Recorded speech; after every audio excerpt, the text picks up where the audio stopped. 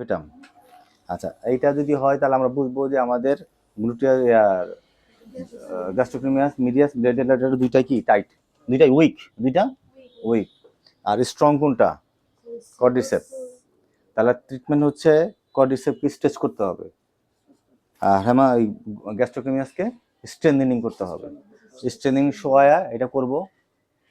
আর gluteus কর্ডিসেপ কি করবো আমরা? অ্যাক্টিভলি করব অথবা উপর করে শোয়া টান দিব।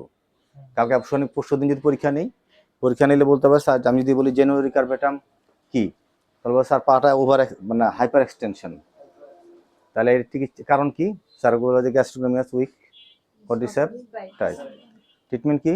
এটা স্ট্রেচ, এটা স্ট্রেন্থেনিং। স্ট্রেন্থেনিং কেন করবেন? করবে শেষ। এটুকু বলতে পারলে 5-এ 5, না পারলে 0, শেষ।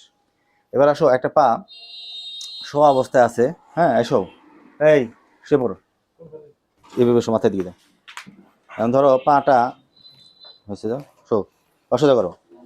এখন পাটা ধরো, পাটা ভাঁজ করতে বলি পারে না, ভাঁজ করতে বলি পারে না। যদি এটা উঠাই দিই তার পারে। তার মানে কি? তার মানে পাটা লক আনলক হয় না, লক হয়ে আছে আনলক হয় না। আনলক কি করে? আনলক প্রথম 15 ডিগ্রি করে হলো পপিটিয়াস, পরে কি করে?